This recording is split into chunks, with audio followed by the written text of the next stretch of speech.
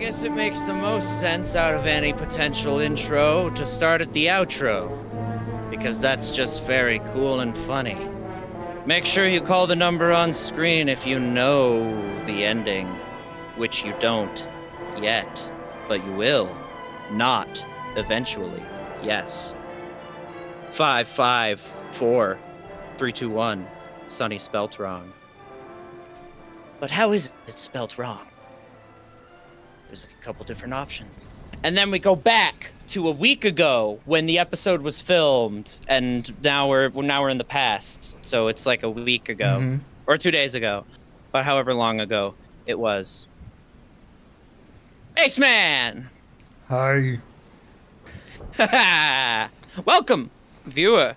Yeah. To It's Always Sunny in Hell. One part fan podcast, one littler part conspiracy theory. Which is actually very fitting of the vibe of today's episode. Today, we watched and are beginning to discuss The Janitor Mops Twice, Season 14, Episode 6, a Megan Gans joint. I love this episode, and I love it so much I thought I'd dress for the occasion. I wore my best attire. Yeah. I got a toothpick. I was gonna say, is that a toothpick? Yeah. Yeah. I think they're mostly smoking cigarettes in the episode, but I get the vibe. I got a toothpick. Yeah, I went to Mark's. I bought a suit. I haven't done laundry. Yeah, I don't have a suit also. I got a toothpick. Yep. Yeah. It's fun. So, I believe I mentioned I very much like this episode. Where do we start? Do we start in Theory Town, Praise Town, Recap Town? I don't know. I'm not sure. Funniness Town? What just happened? Did Ace Man just eat a cherry? That was odd, but it also could be a reference to the episode. This, of course, is my internal monologue, so he can't hear it. But it started making me think, is this guy just hungry, or is he recording a podcast? Ace Man, are you just hungry, or are you recording a podcast? Maraschino cherries from the episode.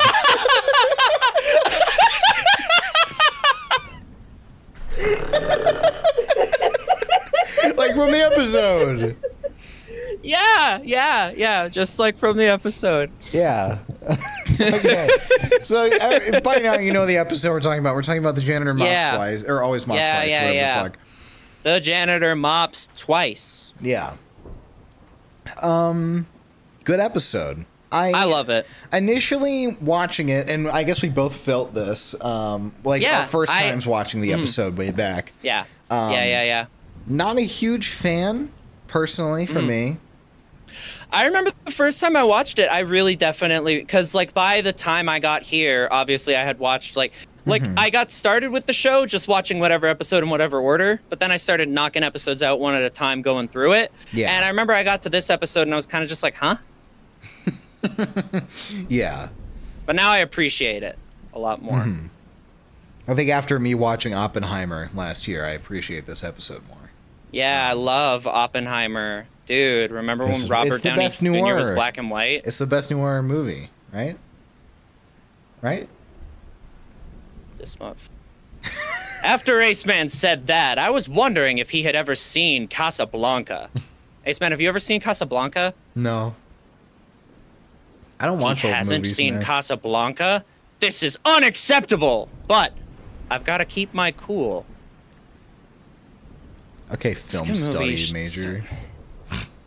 Yeah, but it's you study it in film because it's a good movie. It's a good movie. Okay, so this episode is very funny and weird and unique. Because it's literally in black and white. It's meant to be a film noir parody, and also like I kind of started putting some jigsaw pieces together as we were watching this episode. I don't know how necessarily it fits into the theory, but like it, depending on how you chop or screw it, it very much could fit however we want it to, because it's just not an episode of the show. Like, it's just not in the same world. It's the same characters, but it's not the same world in any sense of the word. This could be an alternate dimension. I view this episode, sorry to cut you off, is that it's a thing that they are filming, you know, like a Lethal Weapon thing, right? They are filming this, and that's why they go out of character into their normal characters sometimes. Yeah. Like, D is like, I'm not a goon. I'm not a goon. Yeah. You know, and then the waitress is like, Charlie, I saw you put cat food in your drink. It stinks. Like, it reeks. Yeah. But then they immediately slip back into character. Like, yeah. Oh, and if we're talking about that moment, the moments that do make me love this episode is that, like, and then, like, something will happen. Like, that specific scene, it's like, I call it tennis dialogue, where it's just two characters like bouncing a thing off of each other, like the back and forth, and it's great, and it's got this rhythm, fucking like, oh, what if you tried to shoot me? What if I miss? Guess you'd have to admit you missed me. Oh, well, you take a shot at me. Better close range. Charlie, I saw you put cat food in that drink. I saw it. It reeks. Like, just like the establishment of the rhythm and then the interruption of the flow is very funny. It's really, really funny. It's good. But yeah, that's my take on this episode, is that they are filming it in universe. Whether against their will or they are willingly doing it is up to debate, though. Because in the Hell theory, they could be hypnotized to do it, but it's like a weak hypnosis on purpose, so that's why they slip out of character, and to make it funnier. See, but like, but I don't know. You propose that, right? That they're filming this. And and the weird thing is, and you couldn't do this with a lot of shows, is like, that can't be it, because we've seen what it looks like when they're filming a thing. Like, we've watched I'm pretty sure it's the gang makes Lethal Weapon 7. It's the one that they did in the most recent season. Yeah. And like, we've watched that. Like, we've watched them be in the director's chairs, or like direct other actors, or bring people in and stuff. But so this it's is like, the thing with the Hell theory, right? Is that the demons hypnotize them to like film it, right? Or to like it's like a mass hypnosis, and they're acting it out for that episode. You know, because nothing in the like no set pieces have changed. The only thing that changed in the bar is that it says gents and ladies. It says gents instead of animal shit house. Yeah, like fucking, and Charlie's room hasn't changed. Like, there's just there's a lot of things in there that are just like interesting. Like, no one has a different name. Yeah, right. Like, there's a gag in the episode. There's a gag in the episode that I love because it's so subtle, and it's just like Charlie plays detective for a little bit, and you get to see his notepad.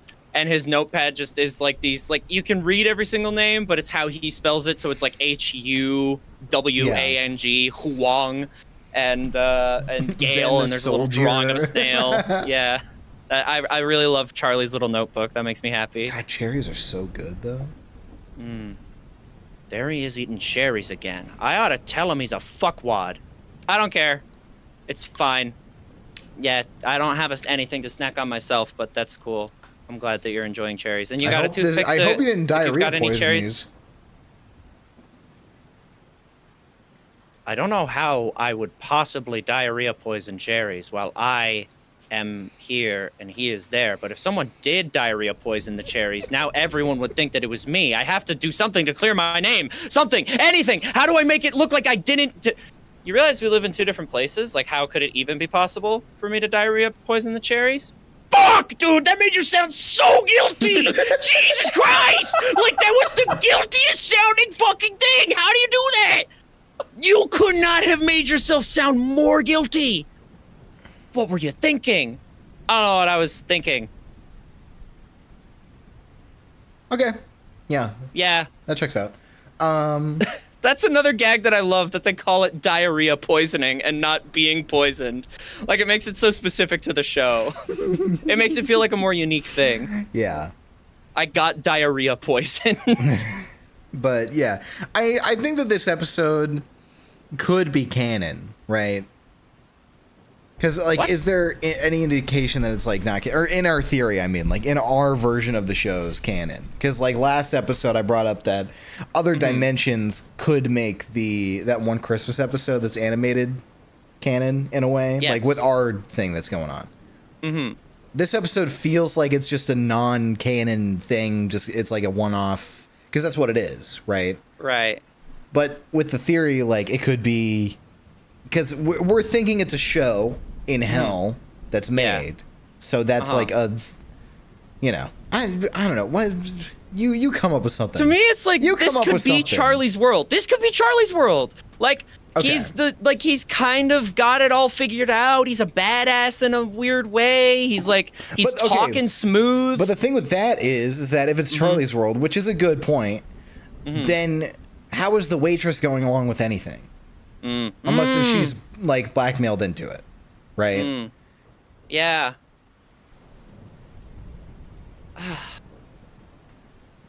This is the thing, right? This one could fit completely into the theory or not. Like, it just doesn't, like, I don't know. It's just... Yeah. It really depends on how you jig the puzzle pieces around. Yeah, like, it's just fully up to your interpretation of whatever the thing is, if you're thinking about it like that. Yeah. Okay. Why is Cricket here? Good question. Why is Cricket in this one?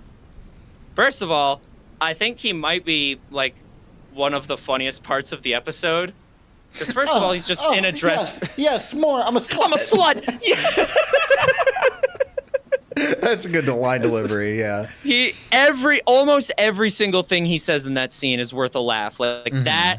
The whole thing about when someone flashes a roll of nickels is really funny. And then the, like, him, like, putting his fingers into the cherries to make them disgusting. Like, all right, give me a pen and I'll write him down. Like, his whole character in this is really very funny. Very good. And this is a thing that I clocked while I was watching that I think we have to figure out. Because here's the thing, right? Is that, like... The gang cracks the Liberty Bell, right?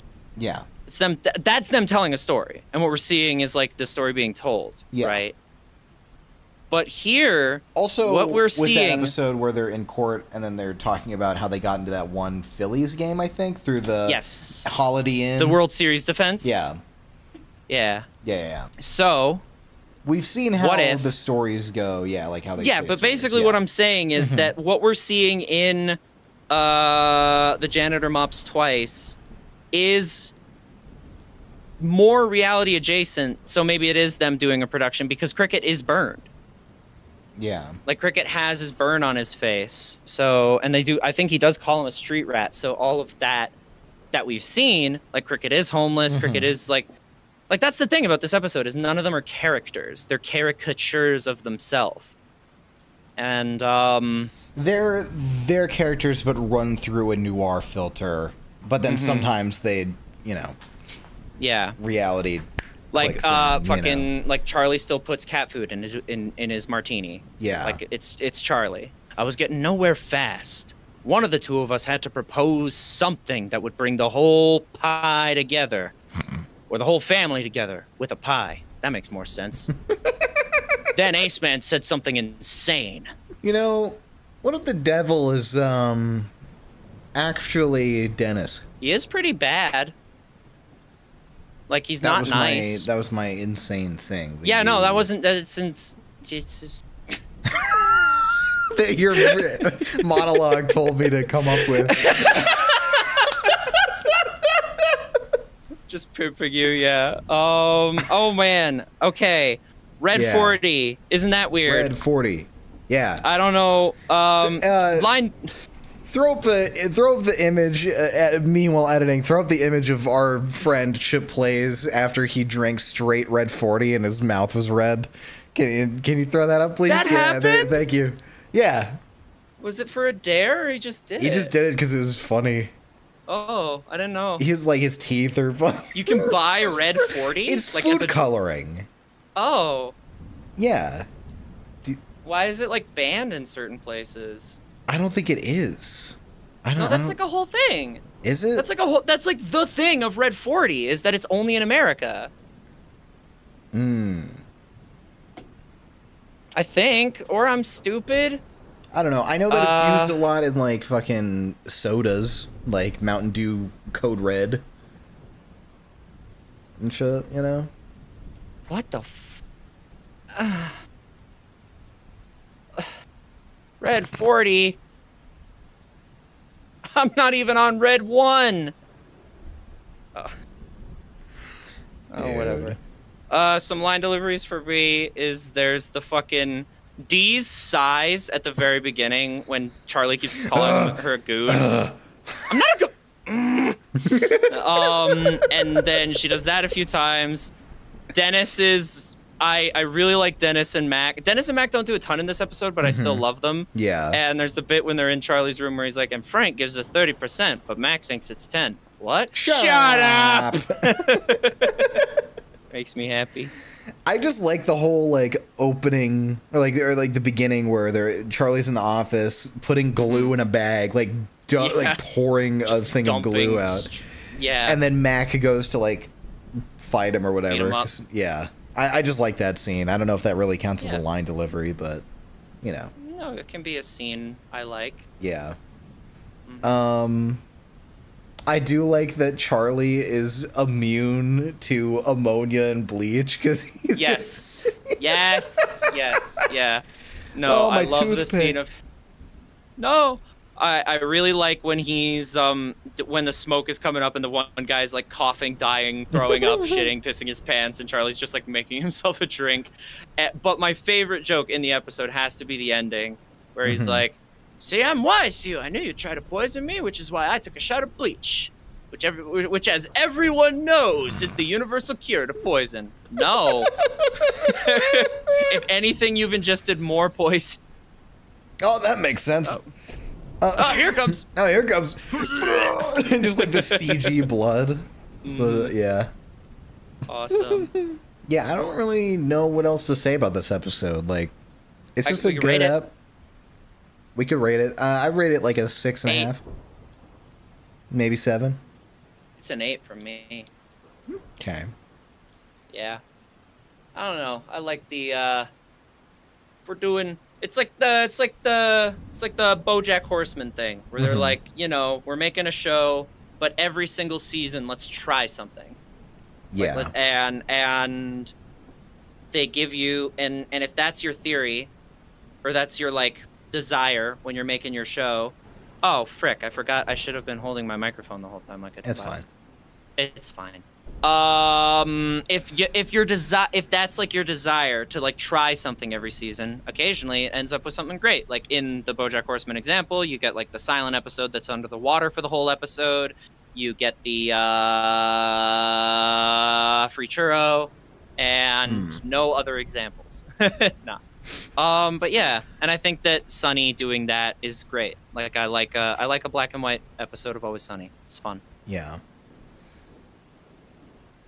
I just wish, like the reason why I say 6.5 or 7, right, is that I wish that like it actually did more mystery instead of it just being a linear track and then things happen to show up, right? Because that's just what happens in the show. There's no like, Charlie doesn't really solve anything. He just runs into shit, you know? I see what you mean, yeah. I don't know. To me, there's like a little bit of escalation. Because there's like, you think you know what's going on when you see Mac and Dennis giving each party the cherries, and then the reveal is like, oh no, they're alcoholic, and you see the same shot, but you see the lady like stumbling away, and it's like, I don't know. It feels like, it's obvious, yeah, but it works. Yeah, for me. But I feel like usually it would probably be the detective is going like, you didn't actually do that, it was this. And then the detective, like, says it because he's figured it out instead of somebody telling it to the detective. Knives Out. You know? Yeah. Like a Knives Out kind of thing. But, yeah, I just, you know, it's a comedy show, so they don't have to really, like, lean into shit like that. I just find it, like, a little bit, like, disappointing that they didn't do more, like... I feel like it, like... That episode could have had or should have had a little bit more time to bake, you know, if that makes sense. Like I feel like they should have like changed the set a little bit, like the sets more to be like, oh yeah, it's a noir thing, or like I don't know. Like, right. It doesn't feel super half-assed. I just wish that it had a little bit more time to, you know, get a better final result. But, you know, it's a show with deadlines and shit, you know.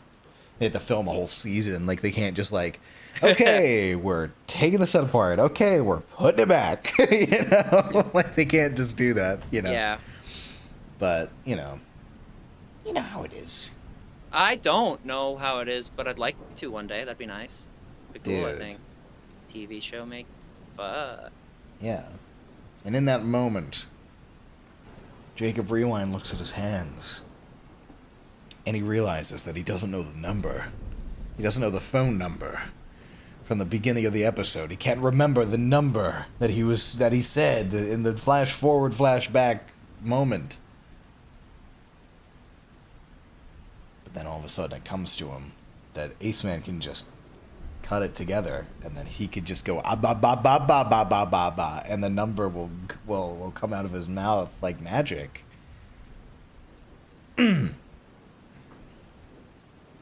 Have we been black and white this whole time? Oh, yeah. Shit.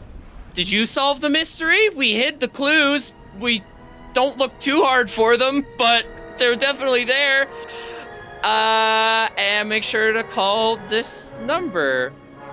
555-321. Sonny spelt wrong. I think that was the one I did last time, but also you could just edit it however you want. Yeah. Why did I eat so many cherries? I have to make them red now. Oh no!